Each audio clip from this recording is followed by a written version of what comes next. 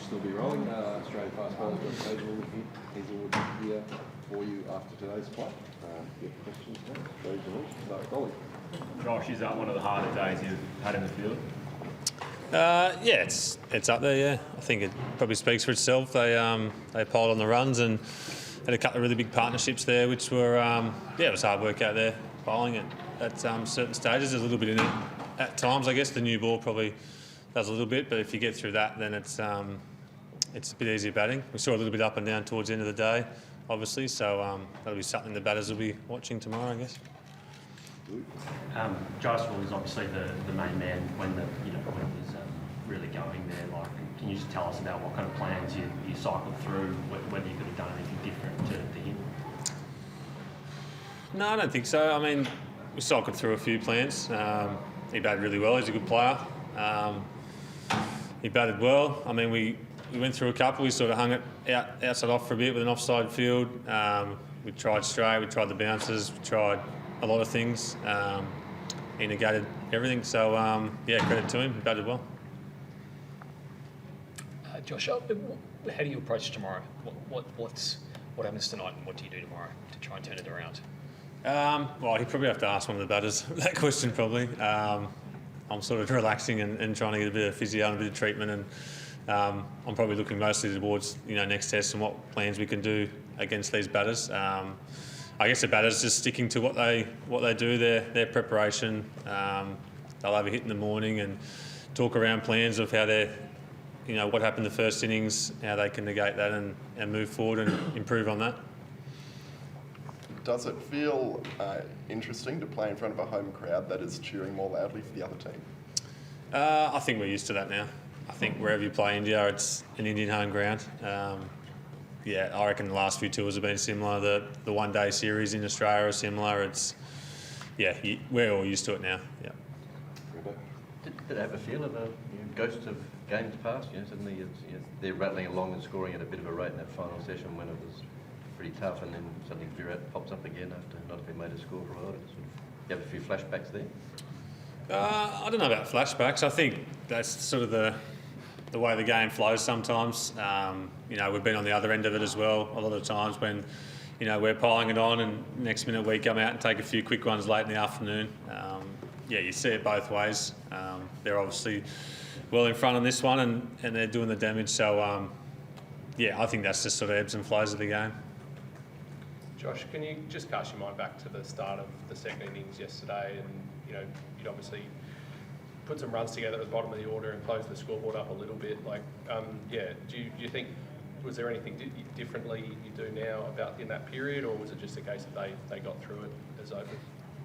Yeah, again, I think we bowled really well for the majority of the innings. Obviously at the end there, things flow and the quicks are probably done for the day, and you bowl on your part-timers and things really motor along. But I think whenever we had periods there where we kept the scoreboard very tight, a lot of plays and misses throughout the day or throughout the innings. I don't think we would have changed anything initially, as you mentioned, the start of the innings. I think they got through it, they batted well. I think KL left really well. That was probably his game plan in both innings, just to sort of take that shine off the ball and wait for things that were in his zone. And Jaiswal just plays his game. So, no, nothing's jumping out at me. We'll probably go through it, obviously, but nothing at this stage. What was the reason Pat walked out as the night watcher instead of Nathan? We've just been talking the last few weeks about potentially having two options, and Gaz obviously put a fair shift in their bowling, so Pat put his hand up to do it tonight. I think we'll see both guys used throughout the series, I think. Josh, what did you make of Pat's bowling today? I mean, I know it was a tough day all around for everyone. There's been a bit of talk about the fact he didn't play a Shield game leading into the summer. Did you think that was had any impact on his how he was able to get through? No, I think he bowled the most out of the quicks. I think his pace was probably the pick of the quicks as well. He kept his pace up the whole game. His bounces were on track most of the time. He looked his normal self to me. I can usually pick up with the other two quicks when they're a little bit off, and I didn't see any sort of signs of that. Maybe a little bit of rust in the first innings. you sort of take the freshness, I think, over that. And throughout this game, he obviously, I think, got better, and you'll just see him get better as he goes along, I think. So the freshness is, I think, trumps, playing that Shield game for him. Josh, clearly, you never give up hope, but what's the messaging like around the group when you're in a position which, clearly is going to be very, very hard to win from? Yeah, I think it's just, again, the batters, sticking to their plans tomorrow, batting some time. It's obviously a long series. It's a 5-match series, so if we can put some overs into their top, their top quicks, I guess that's probably the couple of goals that we need to tick off tomorrow. And if a couple of guys find some form and score, an 80, 90 or even 100, that's probably the positives we can take out of it. And if you don't just mind, just Marnus, his headspace, how's he going from your perspective? Has he shown any different signs around the group? No, he's been his normal self.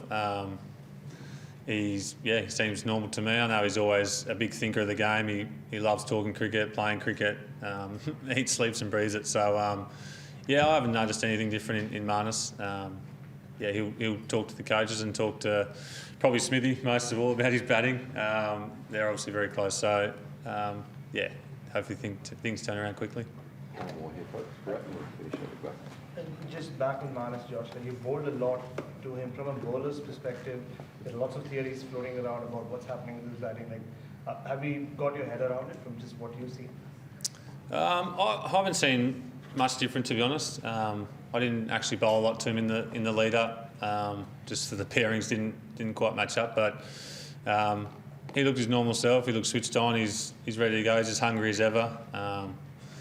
They're a pretty good attack, India, so it's going to be tough to score runs at the start, and if you need to get through that period, and hopefully things get easier. One there and the last one over there. Josh, Kohli has now scored more hundreds by visiting Wicket, even more than Tendulkar. You have a fantastic record against Virat Kohli. How was this innings different, considering the fact that over the last few years he has not been among big 100 or something like that? In the context of the game, can you just? I think when he came out, he looked positive. He probably left a bit better in the second innings early on, and then I think the game situation probably dictated how he needed to play.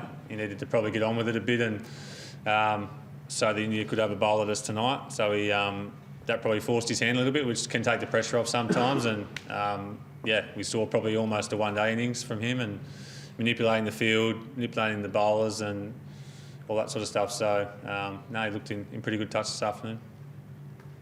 Josh, was there any discussion about the wicket and the way it's changing its colour, the way it's changing the nature of the wicket has completely changed from day 1 to day 2 to day 3?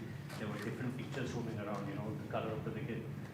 So we know you guys read it well in Ahmedabad, but what happened there? I think initially it was quite, not soft underfoot, but it was a little bit tacky, and I guess it changed in probably a space of a few hours. It felt like after lunch day 1 it was quite hard underfoot. Obviously the sun's been out a lot. It's been hot the last 2 days, so it's probably always going to crack up here, I think.